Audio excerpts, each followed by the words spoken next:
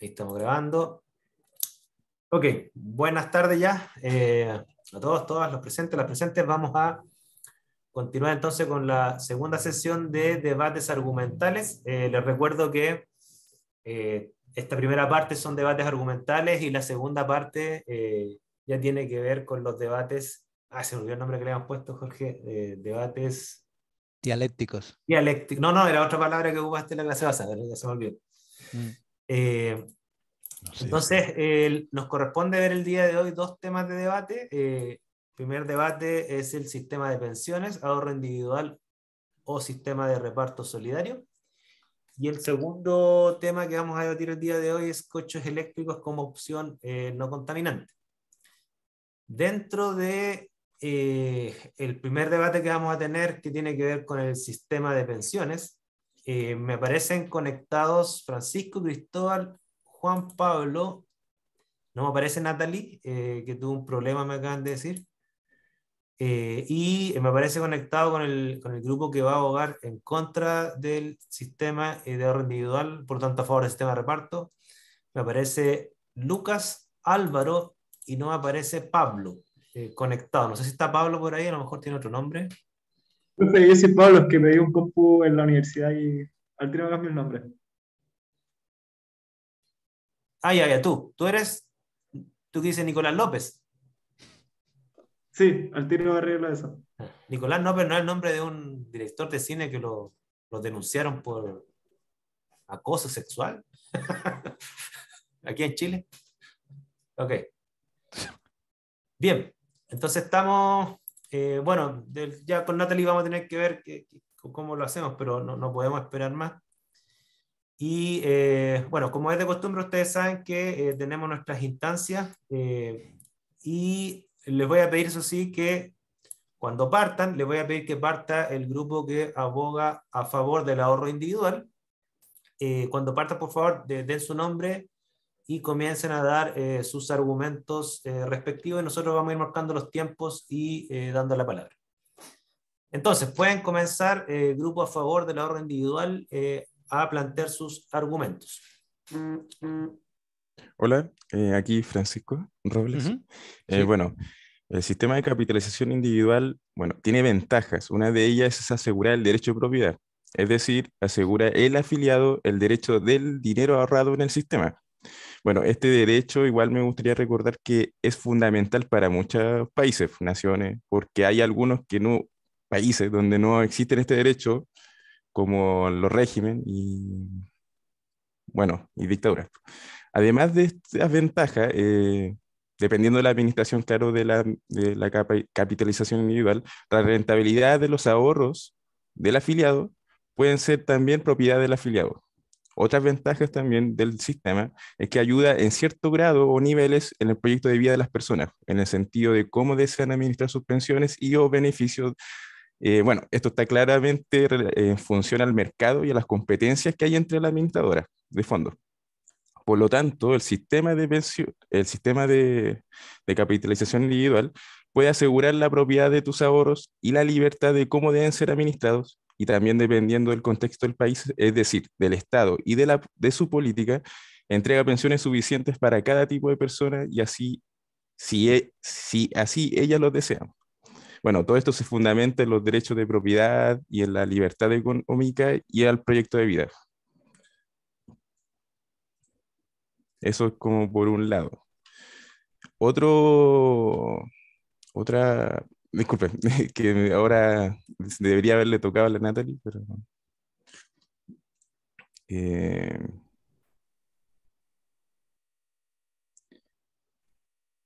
Juan Pablo, puedo añadir la parte de una segunda premisa. Ok. Si bueno, Sí. Ya. Las inversiones de los fondos de pensiones favorecen la realización de proyectos de mejora para la nación, entre ellos la infraestructura, educación, salud, etc. Esto aumenta la calidad de vida de los trabajadores y sus familias y favorece el aumento de eficiencia y productividad en los diversos sectores.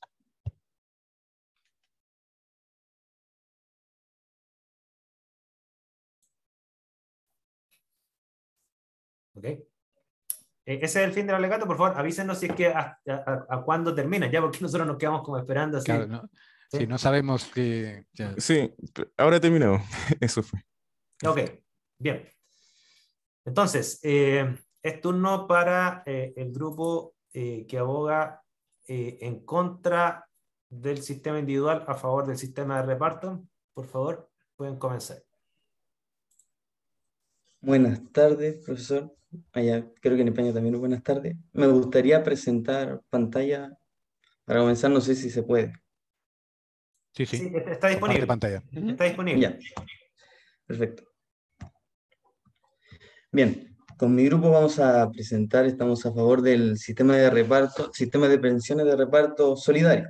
Y quisiera empezar con una introducción para dar a entender primero qué es el sistema de reparto, y este se basa en que las imposiciones que realizan los trabajadores y las trabajadoras activos del país, los aportes del Estado y los empresarios, todos esos aportes van a un fondo común, y desde ese fondo común se reparte para las pensiones de las personas jubiladas. Primeramente, como comienzo a decir, este sistema de pensiones se basa en este fondo común. Por lo tanto, al dar las contribuciones de estos trabajadores activos, que se puede llamar como la generación activa por ser la generación que está trabajando, le aporta esta generación pasiva, que es la que está jubilada y está recibiendo ese sistema de pensiones, muestra una sustentabilidad, porque no se basa en lo que una persona pueda trabajar o no en su tiempo, sino que se basa en los aportes del Estado, en los empresarios y en la generación activa. Por lo tanto, este sistema tripartito mantiene sustentabilidad en este fondo común. También el sistema de pensiones en el cual estamos a favor presenta o entrega una pensión fija.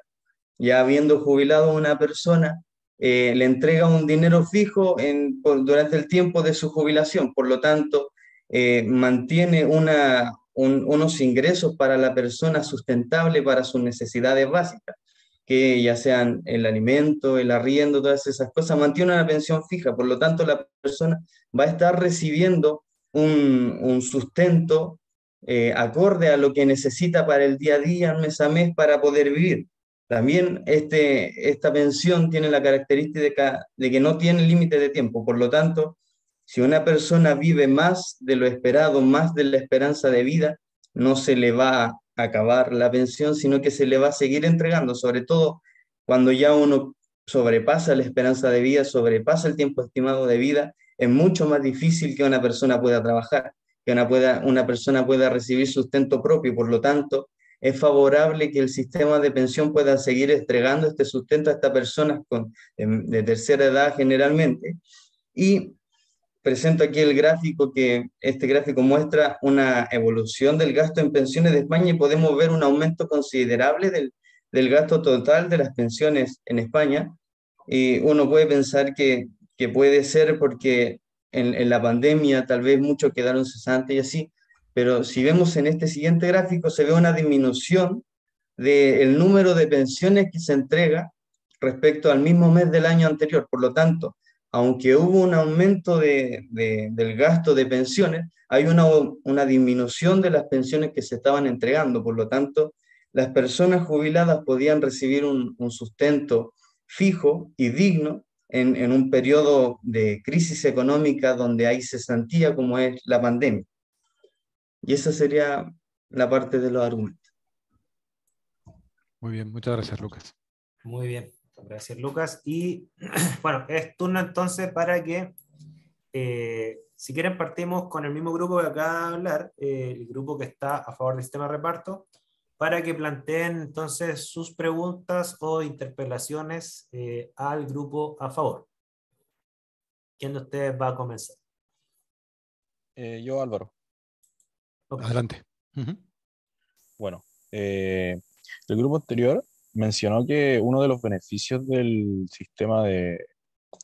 del sistema individual era que uno era responsable de su ahorro. Y sí, en parte es cierto, pero eso aplica para no todas las personas, ya que no todos poseen tal vez la responsabilidad y preocupación de asegurar su juventud, hablando de sus ingresos o de su pensión. Por ejemplo, como sucedió en el caso de nuestro país, en Chile, con el tema de los retiros del 10%, muchas personas acudieron a esa ayuda y, y eso representó una disminución considerable en sus fondos de pensiones, lo que tal vez ahora mismo no le representa ninguna problemática, pero Don más Álvaro, en su vejez. disculpa que te interrumpa, Álvaro, un pequeño paréntesis para que Jorge entienda esto.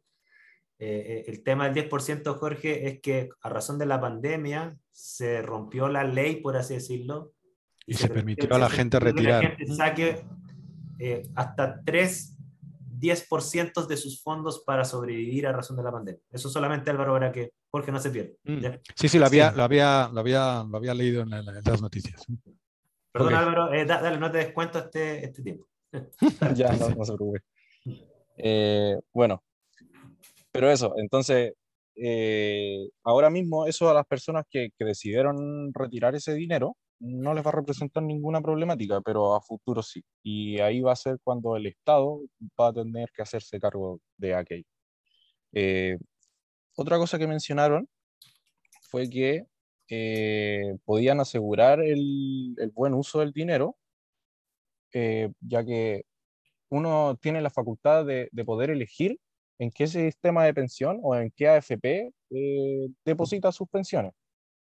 Cada una tiene distintas tasas de interés y cosas por el estilo, pero el problema de esto es que siempre está sujeto a los movimientos de la bolsa. Entonces, siempre se tiene asociado un tipo de pérdida que a la larga puede ser contraproducente.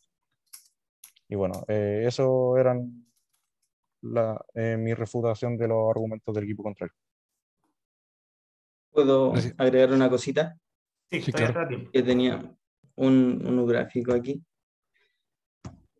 que muestran el riesgo por cada fondo al cual uno puede poner su pensión y como se ve hay bastante riesgo donde uno puede perder su dinero, ya sea en un fondo más riesgoso, en un fondo más conservador, ese riesgo está presente y es mayor a lo positivo que uno puede adquirir de la pensión. Eso nomás quería agregar el dato. Y esto entregado por el sistema de pensiones, ¿sí? La superintendencia de pensiones entregó este gráfico. Ok. Entonces, es turno que ahora el grupo que defiende la postura a favor del sistema de ahorro individual, si lo desea, puede responder a las interpelaciones que le acaba de hacer el grupo en contra. Veo que se nos sumó Natalie. Qué bueno que pudo integrarse. Comiencen, por favor. Supongo que parto yo. Bueno, lo último que dijo el compañero fue que, bueno, nosotros no afirmamos que, bueno, sí afirmamos que aseguramos la rentabilidad al afiliado. Ahora, eso no asegura efectivamente que van a conseguir alguna retroalimentación, algún feedback en base a dinero. Eso obviamente queda al base al mercado, de hecho lo mencioné, todo está sujeto al contexto económico y del Estado. Entonces yo no hice no dije ninguna mentira, ninguna falacia argumentativa. Entonces, eso por un lado, y bueno, me sorprende que aquí los compañeros como que vean de mala forma que el Estado sea como un Estado protector, proteccionista, cuando ellos realmente abogan al sistema de reparto, cuando el sistema de reparto básicamente el Estado se está haciendo cargo. Entonces, igual entiendo a lo que van, pero bueno, supongo que ellos entenderán que el Estado, por mucho que quiera proteger, también tiene hartas falencias, como por ejemplo el sistema de reparto de DIPRECA y de CAPREDENA, que son sistemas de pensiones de militares y cosas así, que tiene mucho déficit fiscal y todo eso. Entonces, bueno, eso como respuesta. ¿Alguien más del grupo a favor del sistema individual va a agregar para responder o con eso están bien? Yo quisiera agregar algo más. Ok. ¿Se escucha, cierto? Sí, Sí, sí, se escucha. Ya. Eh, Ellos hablaron sobre que el sistema de reparto funciona de un modo de tripartito y tienen como una parte de la población que es la población activa, que es la que favorece el sistema de reparto, y la población pasiva, que sería la que recibe el beneficio de las pensiones. En cuanto a eso, siendo Chile un país mayoritariamente y con mucha tendencia a la mayoría de edad, la tercera edad, actualmente se podría decir que sí es un sistema viable, el sistema de reparto, pero hay proyecciones que dicen que hasta al 2050 habría 2,3 jóvenes por cada adulto de tercera edad, lo que realmente no lleva a una sustentabilidad real del sistema de reparto, porque con esa pequeña proporción de gente activa no se logra cubrir todo lo que se necesita realmente para eso. Con lo que dijo mi compañero, igual me gustaría como compartir un gráfico. Y, Sí, sí. Adelante, Francisco. ya. Bueno, como mi compañero mencionó sobre la natalidad de la población, bueno, este gráfico representa básicamente una proyección al 2100 de la población del mundo, que, bueno, no es un crecimiento exponencial, sino se va a estancar aproximadamente los 11.000 billones de personas. Y esto es una forma de demostrar que la natalidad sí, bueno, la fertilidad de la familia en el mundo sí van a decaer al menos bueno, quizás menos de 2 niños por familia.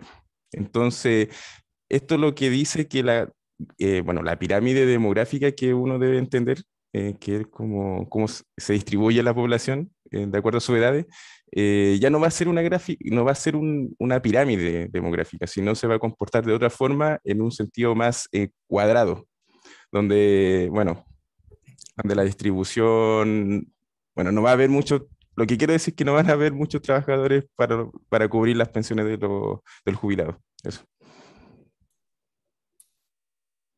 bien. En función del tiempo, entonces, ahora les toca a ustedes mismos hacer las preguntas o interpelaciones al grupo que está a favor del sistema de reparto.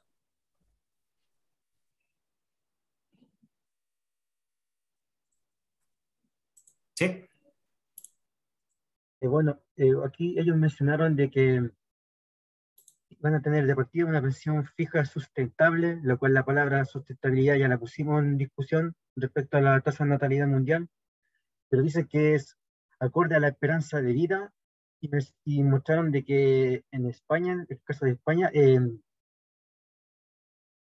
iba a haber menos adultos, si mal no recuerdo, pero a la vez recordemos que informes médicos señalan que la esperanza de vida será prolongada para la humanidad en general.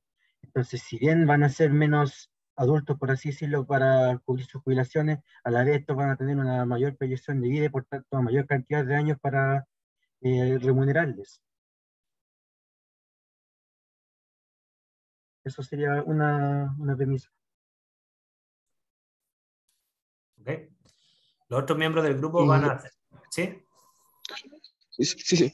Otra cosa que seguía agregar es que basándonos como en la calidad de vida digna, porque ellos dicen que supuestamente se puede sustentar con el sistema de reparto a la tercera edad, pero aunque se logre repartir y cubrir a toda la gente, no necesariamente significa que va a ser una cantidad de una pensión digna, o sea, suficiente para el día a día, para tener una vida bien sustentable con los servicios y necesidades básicas. En cambio, el sistema individual, al no tener como una salida fija, se proyecta y se permite una ganancia, un feedback que pueda generar una mayor ganancia del inicial. Y por eso tendería a ser como con un mayor recobro de vuelta, ¿sí? Que el de reparto, teniendo probablemente mejor Mejor dinero de vuelta para un sistema de vida que puede estar viviendo en costo, puede ser un sistema de vida caro, quizás. Eso, básicamente. Natalie, tú también estás en este grupo, tú que te integraste ahora más. Ahora, ¿tú tienes alguna interpelación al grupo que está a favor del sistema de reparto?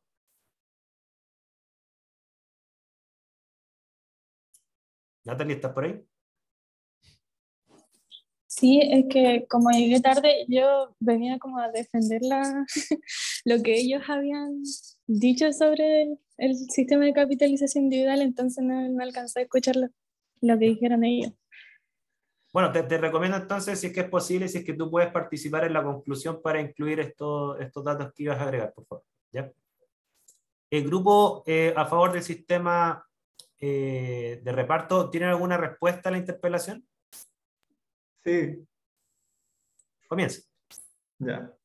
Bueno, respecto a la primera interpelación que nos dijeron, es cierto que así como se posterga la edad promedio de muerte de la gente por causas naturales, también se posterga el envejecimiento. Entonces iría muy de la mano con con un posible aplazamiento de la edad de jubilación de las personas, cosa que reduciría un poco la brecha que existe o que va a existir a futuro entre la gente que está jubilada y la gente que está aportando al sistema de reparto solidario. Y por otro lado, también hay que mencionar que sí garantiza o puede garantizar una pensión mínima básica para las personas con una intervención del Estado cuando sea requerida. Hay países que, por ejemplo, juntan excedentes para cuando se tiene más dinero del que se necesita para repartir entre las personas jubiladas, y eso se utiliza después para cuando haga falta, o bien el Estado puede intervenir aportando la cantidad de dinero que falte para las pensiones estipuladas. Eso. Quisiera mencionar también que se mencionó en su momento que el sistema de reparto es como un sistema de pensión que se manifiesta como un estado protector sobre el país. Pero yo hacía mención de un fondo tripartito, que el fondo común se sustenta de un fondo tripartito, que sería la generación activa, el Estado, también los empresarios, también contando que si llegan inmigrantes, sobre todo hoy que está llegando muchos inmigrantes a Chile, como lo podemos ver, ellos también pueden aportar a este fondo común y con los excedentes también se puede sustentar a lo próximo.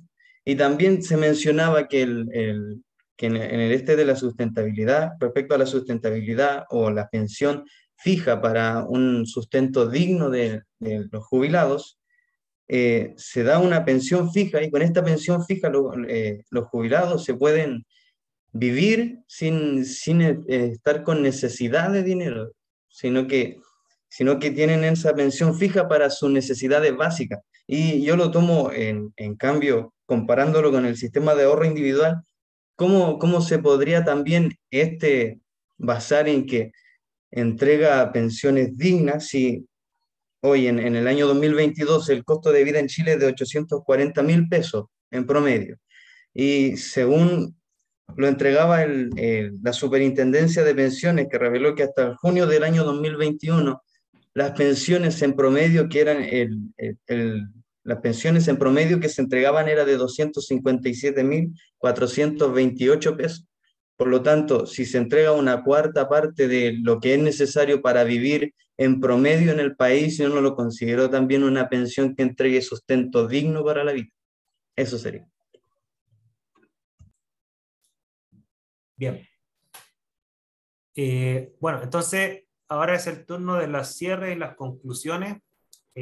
Vamos a partir entonces para que haga el cierre el grupo a favor del ahorro individual. No sé si tú, Natalie, quieres participar de la conclusión. Sería ideal para que no te quedes con tu material que te hayas preparado, digamos, guardado. Y para que podamos evaluarla. Sí, podemos evaluar también.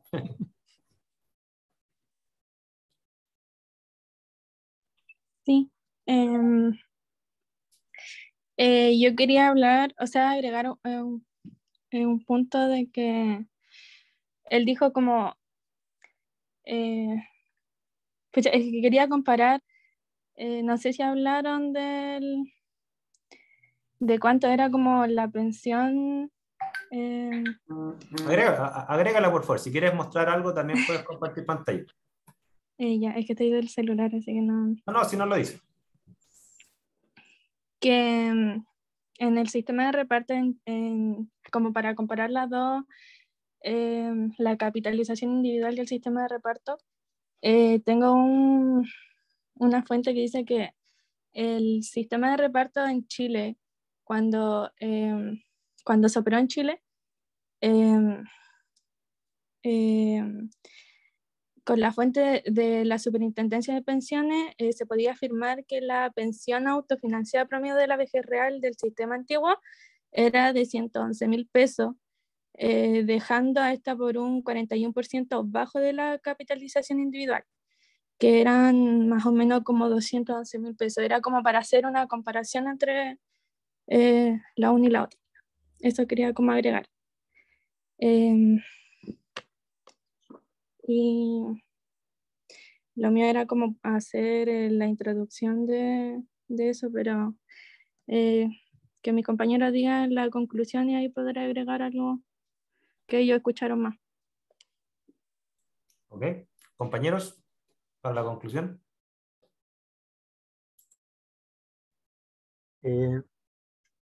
Básicamente añadir que el sistema de capitalización individual, a ver, las AFP, que es el modelo chileno, no es ejemplo bajo ninguna forma de rentabilidad positiva, pero sin embargo sí lo puede ser un sistema con un mejor, recordemos que las AFP son solo unas administradoras, no el sistema en sí. Entonces, con una buena administración y competitividad entre las AFP, sí podría haber rentabilidad positiva. Ahora también la otra parte señala mucho de que no se adquiere ni pensiones dignas ni rentabilidades positivas para la vejez, asegurando ellos de alguna forma que por el hecho de tener un sistema de reparto sí se va a obtener en la totalidad de los casos prácticamente. Ellos tampoco cuentan con esa seguridad. Recordemos que estamos en proceso de pandemia donde el Estado está destinando demasiados recursos a salud, a emergencia. Entonces la parte del Estado en la tripartito ya contamos con una parte con deficiencia en recursos. A su vez que que los empresarios y los empleadores tengan que poner su parte, eso también acusa o llama a una falta a la inversión bueno, básicamente en Chile y en muchos países de Latinoamérica, donde los empresarios son alérgicos a invertir más allá que sus negocios, lo van a ver como una parte negativa también y poca participación. Esa sería mi parte. Ok. ¿Alguien más del grupo quiere agregar una última frase o con eso están completos?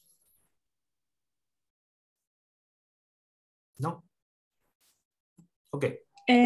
Yo quería decir mi parte igual de Dale. la introducción, que era Aprovecha. como que podíamos destacar que el sistema de capitalización individual otorga pensión a sus afiliados sin importar la densidad de cotizaciones del trabajador ni cuánto tiempo cotizó.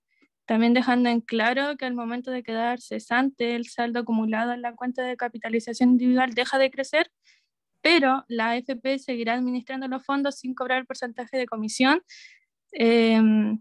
comparado con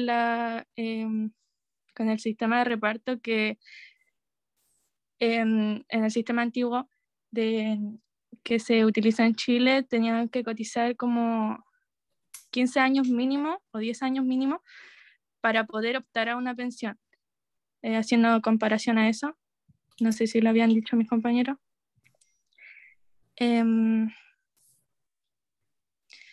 También que los fondos son heredables.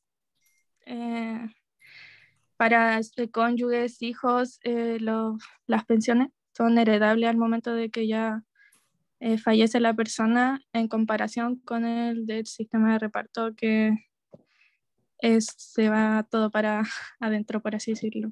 Eso quería agregar. Ok. Profe, ¿puedo agregar un poco más? Es muy cortito porque estamos en el tiempo, por favor. Claro, es que ellos hablaron, también interpelaron de cierta forma y recordaron sobre la intervención del Estado, de una forma de que deben inyectar más dinero. Bueno, ya en su momento mencioné un caso de sistema de reparto donde sí ya está fallando al Estado a inyectar mucho dinero, es el Capredena, el sistema de pensiones de los militares. Bueno, tengo datos donde afirman que básicamente el Estado está inyectando casi el 90% del dinero de las pensiones a los jubilados de los militares. Entonces me cuesta creer que el sistema sea sustentable y también que el Estado sea capaz como de a verlo de una forma muy simple, de que el Estado tenga que inyectar más plata porque, bueno, en estricto rigor está inyectando mucha plata. Eso. Bien. Bueno, por tiempo entonces, ahora le toca la conclusión al grupo del sistema de reparto, por favor. Ya, ¿me escuchan bien, cierto? Sí. Ok. El sistema de pensiones de reparto solidario es el más justo a la hora de cubrir las necesidades básicas para la totalidad de personas sin generar discriminaciones intrínsecas de género de aquellos que posean trabajos informales o de aquellos individuos que por algún motivo hayan cesado de trabajar por algún periodo de su vida. Por otro lado, las pensiones deben estar garantizadas, otorgando seguridad a todos de poseer fondos necesarios para la vejez y no depender de algo tan variable como la bolsa, con posibilidades de caídas intermitentes. Y para esta seguridad debe intervenir el Estado en caso de ser necesario por temas demográficos y no dejar los dineros en un sistema capitalizado con cobros por comisiones o gestión de fondos que por lo demás no asegura que sean suficientes como sustento básico de vida, no solo por la variación de la bolsa, sino por la desigualdad presentada en los gráficos previos que nos muestran la mísera cotización promedio existente con el sistema privatizado, donde nuestros dineros son manejados por un número reducido de instituciones que podrían tener un mal manejo produciendo pérdidas en los ahorros de los trabajadores. En palabras del otro grupo, el sistema de ahorros individuales puede asegurar tus ahorros. A mí personalmente no me queda tan claro cómo un sistema que presenta variabilidad y desigualdad puede asegurar o garantizar algo con tanta confianza. Y que además la cantidad de entrega en promedio de dinero es menor a la cantidad necesaria para vivir, para un sustento básico. Dicen también que uno es responsable de lo que recibe en el sistema privatizado, pero me parece más adecuado decir que uno es responsable de lo que ahorra y en la medida que puede. ¿Y qué pasa con aquellos que no pueden ahorrar demasiado? Me parece mucho más íntegro y solidario optar por un sistema que garantice la subsistencia básica para todas las personas, con intervención del Estado si hace falta, y con excedentes también que pueden ayudar a la garantización de estos fondos. Para terminar, también queremos mostrar un gráfico que se nos fue a mostrar antes, que muestra la diferencia que existe en el ahorro entre mujeres y entre hombres, que demuestra la ya mencionada desigualdad o brecha que existe entre los géneros por tema de que las mujeres presentan una ausencia mayor a lo largo de sus vidas en el sistema laboral. Entonces, lógicamente, pueden ahorrar mucho menos en el sistema privatizado. Y eso pasa también con aquellas personas que, como ya dije, tienen que cesar de trabajar por algún tiempo de su vida por X motivo. Eso por mi parte. Agregar que se ve un número mayor de parte de las mujeres en el sistema de reparto en cuanto se entrega. Por ejemplo, en la pensión de vejez se puede ver 181.000 las mujeres, 96.000 los hombres, y hay que tener en cuenta que la esperanza de vida de la mujer promedio es mayor que la de los hombres. Por lo tanto, es común pensar que será mayor a la que los hombres si viven más que los hombres en el caso de la vejez. Eso sería. Muy bien. Bueno, con esta última intervención entonces hemos culminado con el debate de sistema de pensiones. Aquí ustedes tienen dos representantes de ambos sistemas, Jorge por el lado del sistema de reparto y yo por el lado del sistema de cooperación individual. Sí. Jorge, una pregunta, Jorge, así de curiosa. Sí. ¿A ustedes cuánto les descuentan porcentualmente hablando de su sueldo para el sistema de reparto? Porque aquí en Chile nos descuentan, creo que es algo así como entre un 10 y un 11% de nuestro sueldo. Realmente no te lo dicen claramente, te hablan del IRPF, que es el impuesto sobre la renta de las personas físicas, y ese lo que te retienen es función de lo que estás cotizando. Entonces, cuando tu salario es bajo, pueden retenerte un 10%, cuando tu salario es más alto, pueden retenerte hasta un 40%. ¿40? Sí, sí. Pero me es quedo que... en el sistema de individual. No, bueno, pero a ver, el sistema, ese es un tema que, bueno, tenía muchas cosas que decir, pero no he querido intervenir para no... Pero sí que es verdad que es un... aquí, por ejemplo, no hay una cantidad definida. Es decir, dentro de este sistema solidario, también lo que recibes es función del tiempo cotizado y de la cantidad cotizada. Es decir, hay pensiones que están en torno a 800 euros al mes, que sería un poquito más bajo del salario mínimo, pero hay pensiones, la máxima pensión son 2.000 y pico euros al mes. Es decir, que sí que hay diferencias también dentro de... que también se premia en el sistema solidario al que ha digamos, cotizado más del que ha cotizado menos. No es Otra tan cosa es en igualitarista, España ¿no? la sostenibilidad del sistema. No, hasta ahora ha funcionado muy bien, pero el problema es que la pirámide en España ya no es así, es así. Entonces, si estabais diciendo que en Chile dentro de poco iba a haber 2 personas trabajando por cada 2,5 por cada persona mayor jubilada, en España yo creo que va a haber 2 jubilados por cada persona que trabaja dentro de poco. Y entonces ese es el problema. A ver, es el problema de esto. Luego tiene la justicia que habéis debatido muy bien, ¿no? Pero claro, tiene el problema de la sostenibilidad, no solo el privado, el colectivo también depende de cómo marche el país y de la deuda pública del país. Entonces, claro, yo estoy ahora estoy cotizando mucho y yo no sé si dentro de 20 años, cuando yo me vaya a jubilar, si España va a poder, el gobierno va a haber cantidad de gente suficiente para poder aportarme a mi pensión como yo estoy aportando a las pensiones ahora. Para mí el problema no tiene solución, honestamente. No tiene Es solución complicado. alguna. No conozco ningún país que tenga esto resuelto. Dicen que Yo Noruega creo, solamente lo tiene resuelto. Noruega. pero porque Noruega Tiene es un petróleo país por todos lados. claro, que tiene petróleo por todos lados y el petróleo además el petróleo de Noruega es del país, es nacional. Sí. Entonces, bueno, claro, esa gente no tiene problema. A ver, yo creo que lo ideal, que eso es lo que me faltó un poco en el debate, en una propuesta que fuera a lo mejor un poco integradora, ¿no? Es decir, que probablemente una mezcla de las dos sistemas sería probablemente lo mejor, ¿no? Un sistema mínimo para garantizar que nadie, digamos, se queda sin ningún tipo de protección, pero luego también favorecer al que quiera a lo mejor, digamos, generarse su propio plan de pensiones y por lo tanto no depender tanto del sistema nacional. Yo creo que un sistema mixto probablemente sea un poco la solución. Bueno, eso es lo que se está proponiendo hoy en día, supuestamente, por este gobierno. Ahora, una sola cosa que quería agregar, que el grupo que está en contra, o sea, a favor del sistema de reparto, aportó un dato muy astutamente, que tomó un periodo del 2019 al 2022, donde aparecían rentabilidades casi cero y a veces negativas, ¿no es cierto? Pero el grupo que estaba a favor del sistema individual cometió, ese dato era muy fácil de atacar.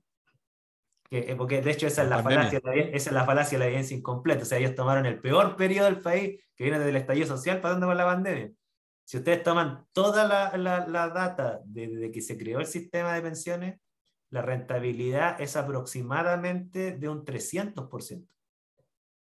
Es decir, 3:1 por cada peso invertido, uno recibe 3 de vuelta luego de un periodo de inversiones a rentabilidades que oscilan entre el 5 y el 10% anual. Multipliquen eso por 30 o 40 años y les va a dar el 300% de retorno. ¿Ya? O sea, si hay una cosa que tiene bueno el sistema es ese, claro, pero con poca plata el 300% de una miseria sigue siendo una miseria. Sí, sí. Bueno, por razón de tiempo lo vamos a dejar hasta aquí. Yo tengo una tercera solución, Jorge. Yo creo que la generación actual nos debe mantener a nosotros. Así que trabajen bastante, muchachos. Eso, pero primero tienen que tener puestos de trabajo, que eso es el problema. Sí. Bueno, vamos a pasar entonces al siguiente debate, que tiene que ver con los coches eléctricos como opción no contaminante. Y al igual que en el caso anterior, por favor, ustedes parten, en este caso, quienes abogan a favor de los coches eléctricos como opción no contaminante, por favor, ambos grupos partan presentándose y nos avisan cuando culminen sus argumentos, por favor. Pueden comenzar inmediatamente.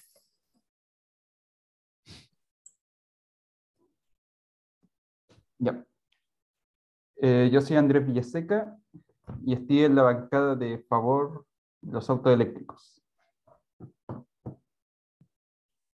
Una de nuestras primeras primicias son la más obvia, que los autos eléctricos reducen los gases de efecto invernadero y esto directamente afecta el calentamiento global, reduciéndolo en cierta parte.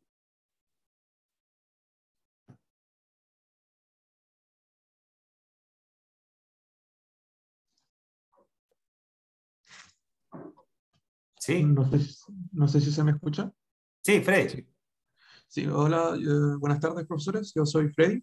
Con mi compañero Andrés estamos a favor de los autos y la otra premisa que le continúa a esa misma es que la fuente de carga de estos vehículos eléctricos, valga la redundancia, es la electricidad, la cual, si lo vemos desde un ámbito más moderno y tomando en cuenta los datos de la Unión Europea, que es donde la plaza de estos vehículos es la más grande de hasta el momento, que las emisiones de CO2 de 2010, 2020 y proyección de 2030 se van reduciendo bastante, no solo por el hecho de usar los vehículos eléctricos, sino que se está cambiando el tipo de generación de energía, que antes era solo petróleo, carbón y gas natural, a energías más limpias, que son la eólica, la solar y la nuclear. Y como dato de allá, que en el pool de la energía se está emitiendo, en el 2010 se emitían unos 300 gramos de CO2 por kilowatts hora producido, y con la proyección de 2030 eso se está reduciendo a 200 gramos de CO2 por kilowatt hora. Esto en términos de vehículo, por plaza individual de vehículo, queda a un 66 gramos por kilómetro en el vehículo eléctrico en el año 2010, y con la proyección de 2030 se va a reducir a un 30 gramos de CO2 por kilómetro de ese vehículo. Además de eso, no es solamente en el tema de la energía y que se está tratando de energía más limpia, sino también de que un vehículo eléctrico es hasta 3 veces más eficiente que uno de combustión interna. Esos son por lo menos nuestras premisas más fuertes. Gracias, Freddy. Muy bien, Freddy. Bien, grupo, entonces, en contra, pueden comenzar su sesión de argumentación. Buenos días, profesor. Buenos días, compañeros. Mi nombre es Nicolás Quiñones y junto a mi compañero Máximo Muñoz vamos a dar a conocer de por qué el auto eléctrico no es la opción más viable para el medio ambiente. Bueno, nosotros centraremos nuestros argumentos en el que el desarrollo del auto eléctrico no contaminante no es una opción totalmente acorde a lo que se busca como resultado. A base de datos extraídos de la página web of Science, evidenciaremos que el auto eléctrico no puede ser en su totalidad un medio de transporte amigable con el ambiente. Para que un automóvil sea íntegramente no contaminante, este debe ser creado a partir de componentes que no sean nocivos para el ambiente. Los componentes principales que conforman los autos tienen ciclos de vida muy duraderos, debido a la estética que le dan y a la vez la absorción de energía de golpe que deben tener. En este caso, principalmente son el acero y el aluminio. Por otra parte, la composición química de la batería da lugar a un aumento de la emisión de gases de efecto invernadero, ya que la emisión por combustible consumido en energía eléctrica es mayor a la emisión generada por el consumo de combustibles fósiles. Principalmente, las baterías de litio que se proponen como motor eléctrico en estos transportes generan residuos significativos en el ambiente. Además, cabe agregar que el combustible, o en este caso para la energía eléctrica, también debe provenir de una opción no contaminante. Acá les voy a presentar, profe, si me permite compartir pantalla. Está habilitado. Ah, ya. Acá le presento los estándares de emisión de dióxido de carbono equivalente por megavoltios por hora en caso de combustibles fósiles, y por otra parte es la emisión de gases por equivalente de dióxido de carbono megavoltios por hora en cargas, o sea, en la generación de energía eléctrica. Y aquí lo que nos da a entender es que los distintos países tienen una mayor emisión, por así decirlo, a partir de baterías eléctricas, o sea, no por batería eléctrica, sino por energía eléctrica, Y acá en este paper nos dan a concluir de que en verdad los autos o coches eléctricos serían una manera, por así decirlo, no correcta para resolver la contaminación atmosférica, debido a que estos emiten mayores cantidades de gases de efecto invernadero. Ahora mi compañero... Para yo seguir con los argumentos que...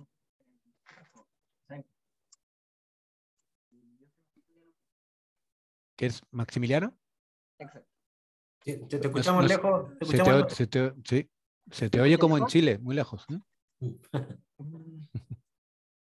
Acércate por favor al micrófono porque no se te escucha nada en este momento. Ya. ¿Aló, aló? Espérame un poquito. Ya, ahora sí. Ya. Ahora sí. Bien, comienza. Entonces, continuando con los argumentos, diremos que para mover un auto necesitamos energía, barrera la cual no presentaría un problema para un auto convencional, pero para un coche eléctrico sí podría llegar a ser un problema.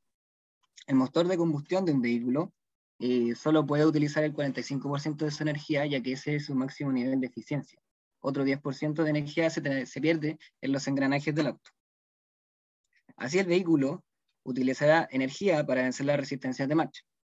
Si quisiéramos que el vehículo fuera impulsado por un motor eléctrico, en lugar de un motor de combustión, los acumuladores deberían ofrecer tal capacidad y también proporcionar una reserva.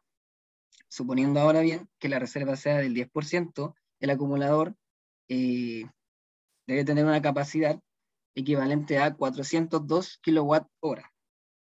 Y también diremos que la densidad energética de una batería de iones de litio es de 200 Wh por kilogramo, dando así que la batería, cuando esté cargada en su totalidad, tendría un peso de 2013 kilogramos para vehículos grandes. Una situación similar será el caso de los vehículos privados, con un consumo medio de 6 litros de gasolina por 100 kilómetros. Las baterías tendrían una masa de 325 kilómetros, o sea, de 325 kilogramos en estado cargada. Para un rango de 400 kilómetros, esto supondría un aumento de la masa total del vehículo en ese valor, si no quiere perder sus características de rendimiento dado para que el arranque del motor y el resto del proceso necesitará más energía. Otra opción, que es una opción más viable a estos de los coches eléctricos, podría ser los autos movidos por combustión de gases. Y en la industria automotriz ya hay uno que es el Toyota FCBR, el cual es un híbrido entre gas y electricidad. Ahora bien, decimos que es el híbrido entre gas y electricidad para referirnos a que su batería es de hidrógeno. El funcionamiento de este auto es la reacción entre hidrógeno y oxígeno, ¿cierto? Que es una reacción bastante exotérmica y lo que genera la energía necesaria para movilizar el coche. Y como sabemos también, el producto entre la reacción de hidrógeno y oxígeno es el agua. Por lo tanto, este auto estaría produciendo como residuo agua. Esos serían nuestros argumentos. Muy bien. Aprovechamos entonces que ustedes mismos ahora hagan la ronda de preguntas o interpelaciones al grupo rival, por favor. Si pueden comenzar. Ya. Anotamos de que ellos nos dijeron que la producción de autos eléctricos, ¿cierto? Reduciría los gases, la emisión de gases significativamente. Perdón un momento. ¿Quién está hablando ahora? ¿Nicolás o Maxi? Maximiliano. Vale, Maximiliano. Decirlo porque como estáis con el mismo... ya. No os distinguimos, ¿vale? Vale. Ya. Entonces, dijeron que la reducción de gases se reduciría significativamente. A lo que nosotros decimos que es todo lo contrario porque los transportes no son la mayor producción de emisiones de gases. Aparte, los transportes más grandes, como serían aviones, barcos, camiones, buses, son los que contaminan más en comparación a un auto eléctrico. Y aquí les voy a compartir esto en donde se dice, ¿cierto?, que las emisiones de gases de efecto invernadero acorde a los sectores, en donde tenemos que los sectores de la industria, por ejemplo, tienen un porcentaje de 21,9% de emisiones de efecto invernadero, la agricultura 20,2%, las edificaciones, las construcciones de 18,3%, y el transporte 14,5%, para otras energías 14,5% también, y de desperdicio y gasto de agua son 3,4%. ¿Ya? También diremos que los puntos de carga, ¿cierto?, tienen que ser de energías renovables para que estos puntos de carga puedan ser, para que pueda, en general, el auto no contaminar. Porque si viniera, por ejemplo, la energía del punto de carga, viniera de una termoeléctrica, estaríamos contaminando de todas maneras. Y otro punto que podemos decir es que los puntos de carga en los países, por ejemplo en Chile, ¿ya?, según la Superintendencia de Electricidad y Combustible, se ve, ¿cierto? Sí. Los puntos de carga, según la Superintendencia de Seguridad de Combustible, son 149 en Chile, donde 104 son para autos particulares y el resto, que son 45, son para vehículos de la locomoción de Santiago. O sea, de Santiago, porque en esta región se implementaron la locomoción del Transantiago eléctrica. Por ende, si nos fijamos, ¿cierto?, si una persona de la región de Parinacota o Tarapacá o de Magallanes, que son los sectores más extremos del país, la zona norte y la zona sur, no podría en general poder tener la movilidad de un auto eléctrico, porque no tendría no tendría puntos de carga, porque se centraliza mucho este hecho, que son estos puntos de carga entre la quinta región, la región metropolitana, y entre la sexta región y séptima región, que sería la del Maule y la de Higgins. Y también, por ejemplo, aquí, ¿cierto?, aquí se ve perfectamente que en Chile se centran en la capital de Santiago, ¿cierto?, y un poquito más ahí hay en Concepción, y un resto para el sector más hacia el sur, pero hacia el norte no tenemos absolutamente casi nada, unas cuantas. Por otra parte, en Argentina tampoco tenemos mucho, y en Argentina igual hay bastante auto eléctrico, podría haber auto eléctrico, entonces generaría también...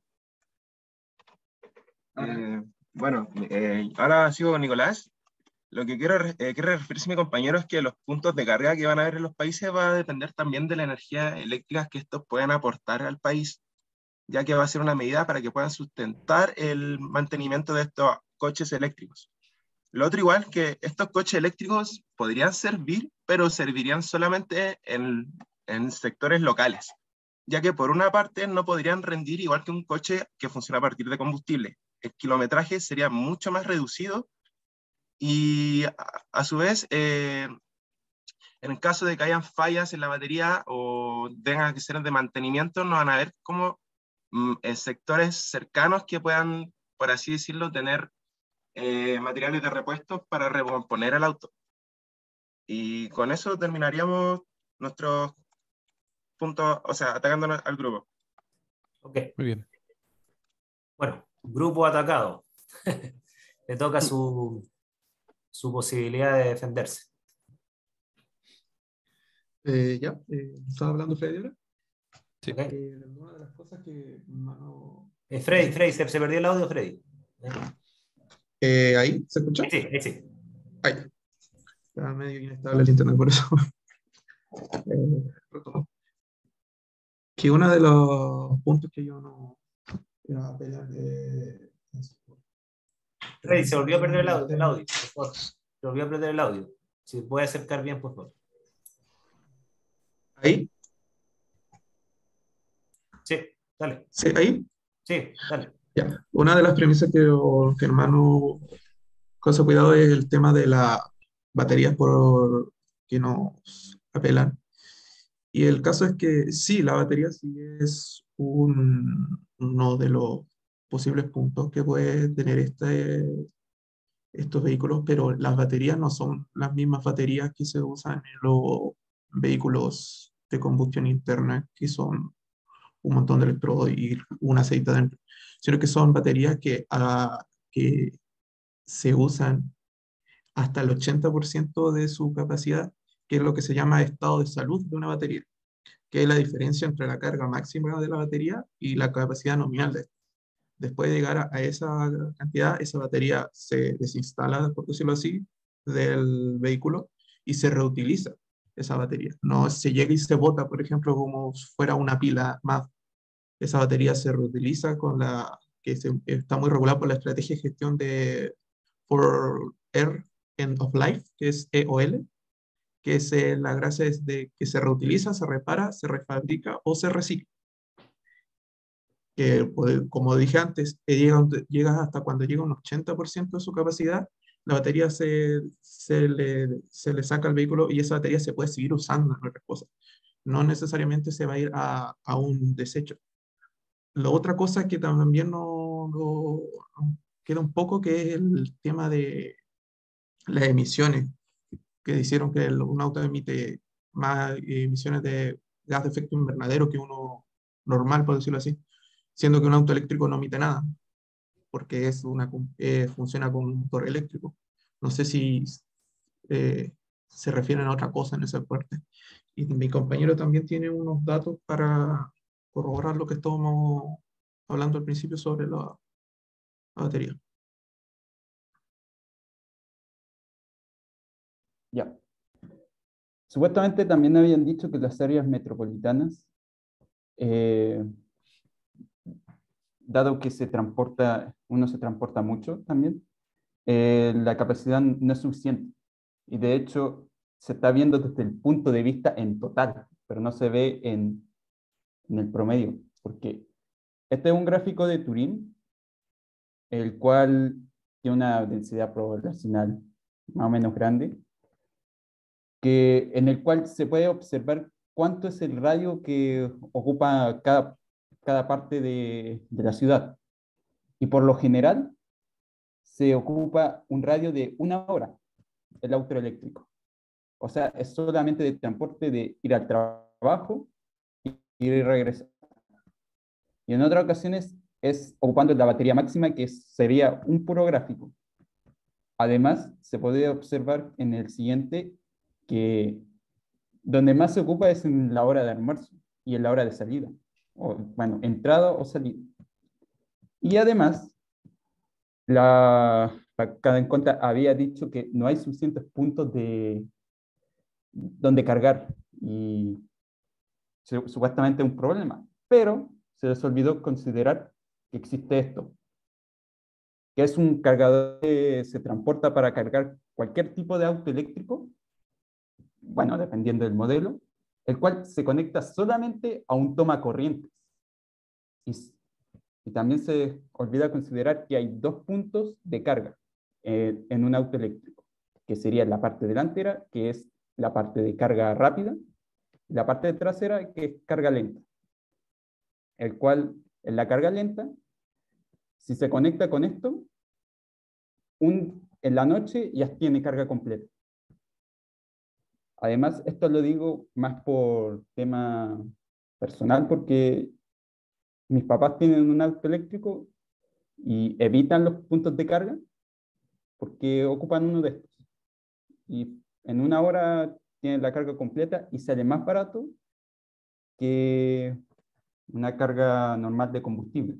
Esta sale 3.000, una carga de estas sale con carga llena 3.000 pesos, 2.800 para ser más exacto.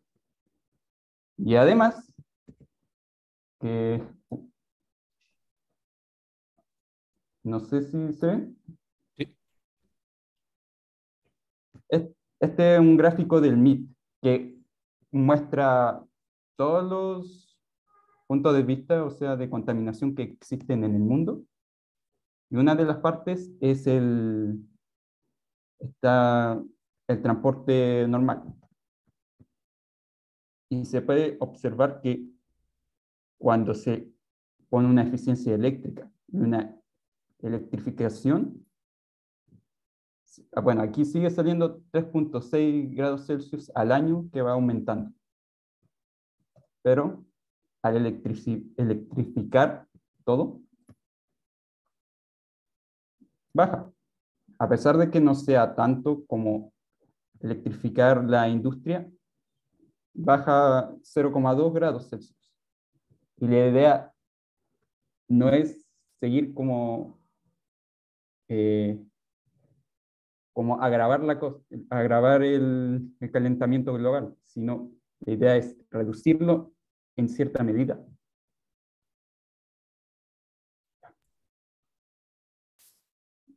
Bien. Esa es mi contraargumentación. Bueno, es turno para que ustedes le hagan preguntas al grupo contrario. Si es que tienen alguna pregunta o interpelación.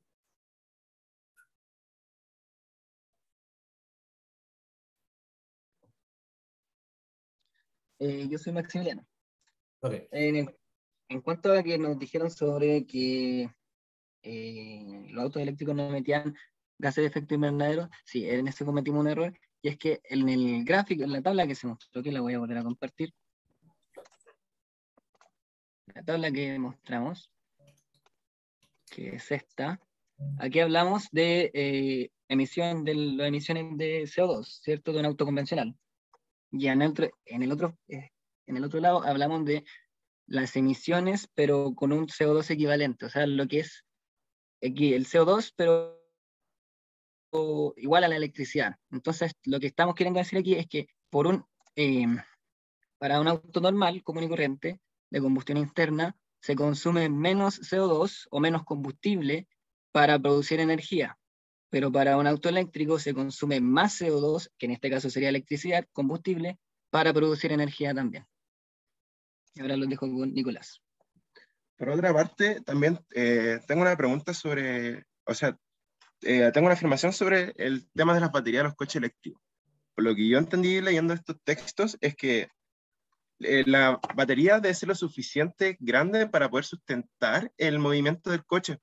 Entonces, por lo que se entiende es que también el aumento del tamaño del coche va a tender a producir residuos contaminantes en el caso de las materias primas que están compuestas los coches, que son aluminio o acero.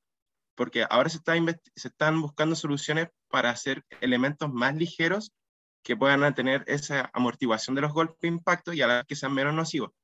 Pero también la batería debe tener la suficiente capacidad energética para poder desplazar este peso, por una parte para generar primero la energía suficiente para hacer la aceleración y luego tener la energía para mantener en velocidad el auto.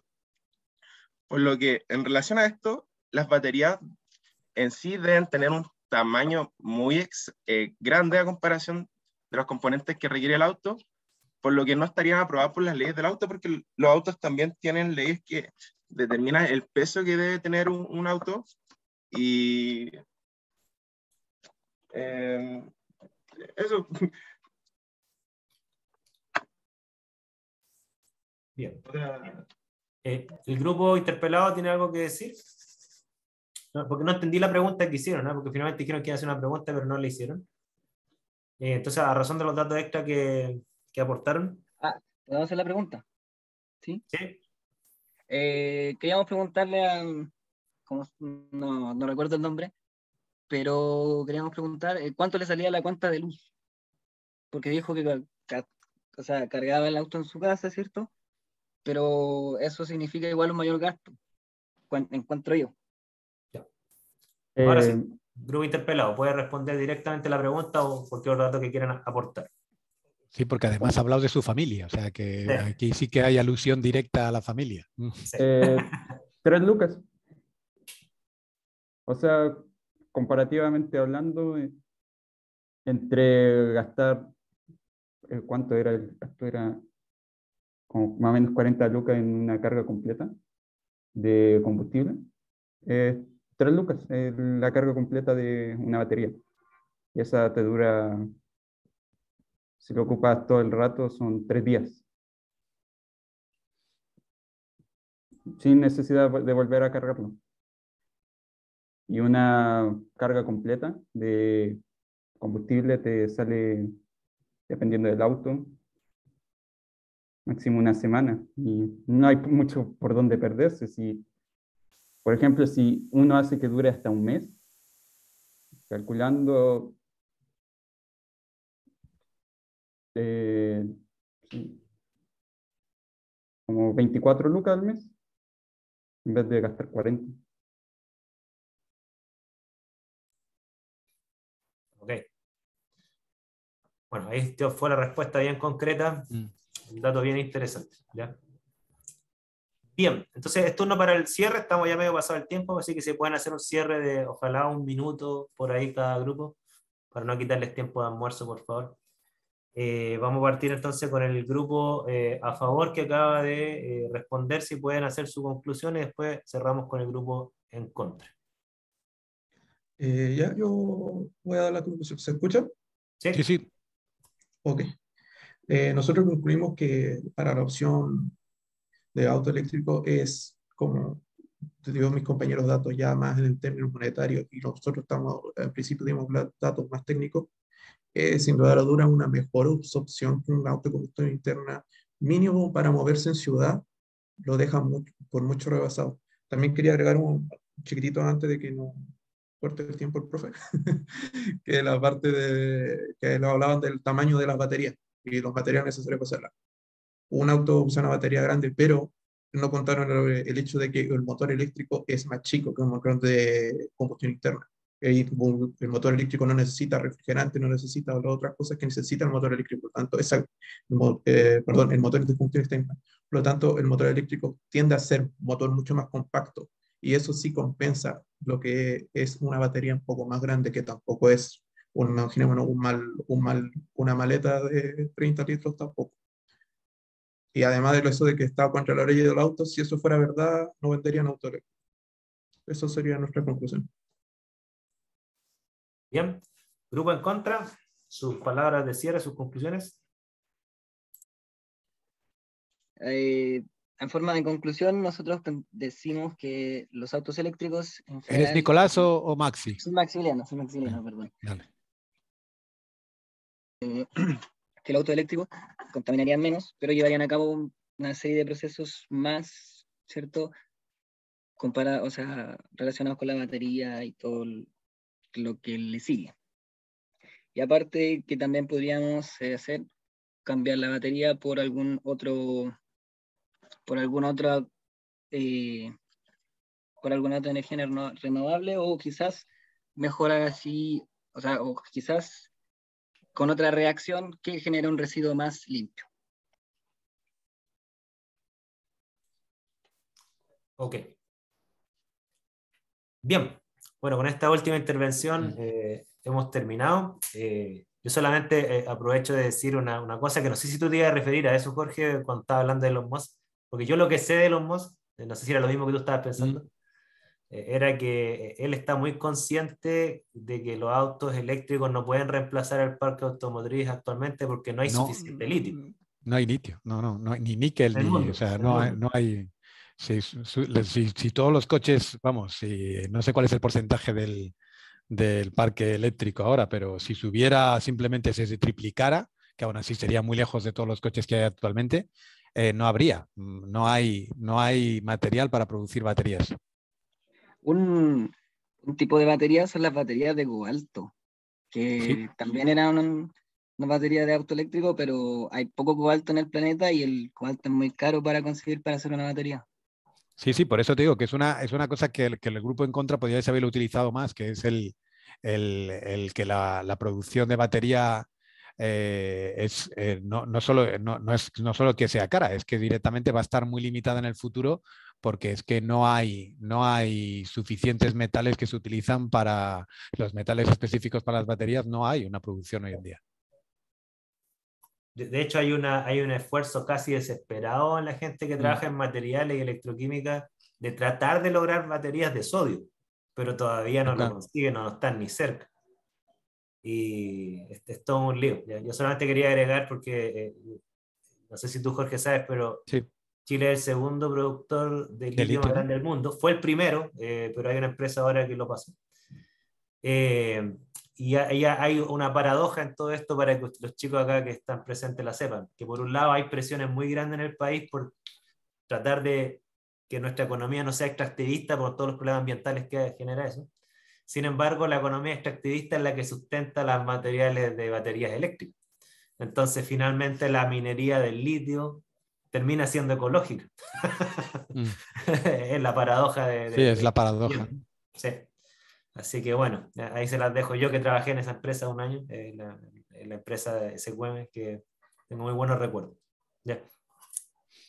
Eso. Así que bueno, Pues, muy interesantes los temas. Da para debatir ahí. Jorge, si cuando viene a Chile vamos a debatir esto ahí.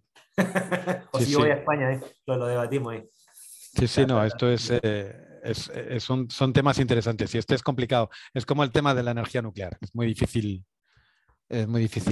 porque lo que dejas de contaminar por un lado lo contaminas por el otro. Entonces es complicado. Sí, Y pero hay mucho. hay un dato que nombró el grupo que estaba en contra de la batería eléctrica, que es muy interesante de eso, de fondo, tener motores de combustión de hidrógeno. Que sería bien interesante porque igual se podría generar hidrógeno electroquímicamente, a pesar que igual necesitas, digamos, celdas solares. No así baterías, que es el punto débil. Y hay Débil. esfuerzos, los japoneses están metiéndose mucho en eso, y una opción intermedia que es bien interesante. Y ese argumento fue, si bien bueno, yo tengo que reconocerlo. Sí, sí, sí. ¿Ya? Y respecto al sistema de pensiones, no tiene solución, honestamente no tiene solución. No le veo ninguna solución. ¿Ya? Creo que en el caso de las baterías ¿Sí? La batería en sí contiene hidrógeno, y creo que para hacer la reacción, para generar la reacción entre hidrógeno y oxígeno, y para generar el agua, obtiene oxígeno del ambiente, creo, el auto. En este caso, que era el que nombré, que era el Claro. Toyota. Si el reactivo que limita, digamos, todo esto es el hidrógeno, digamos, y el hidrógeno Sí, lo obtiene claro. de la electrólisis del agua. Y claro, tener tanques de hidrógeno en vez de baterías de litio sería como una solución intermedia. Bueno, todo dice la media seguridad, podía explotar, ¿no es Sí, cierto? claro, Pero eso sí, sí. bueno, Son problemas. los tanques de benzina también podrían explotar, si en el fondo es un Sí, tema de sí, no, seguridad no, que se puede todo al resolver. final. Así que bueno, da mucho para discutir. Sigan ahí los mods en Twitter, ¿eh? Le faltó Eso. seguir ahí los mods. Bueno, no les quito más tiempo de almuerzo. En Chile, pues tú, Jorge, vas a dormir. Sí, no, bueno, a dormir no, pero bueno, pero sí a cenar, sí, sí. Son las Sí. 7:30 aquí ahora en España. Ya. Y nada, la semana que viene ya empezamos con mis clases, ¿vale? Sí, empezamos con Jorge y no se pierdan. Las clases de Jorge son muy, muy interesantes, entretenidas. Así que nos vemos la próxima semana. Bueno, Estén bien. muchas gracias, Saludos. chicos. Y cuidaros. Chao, Chao, profe. Chao.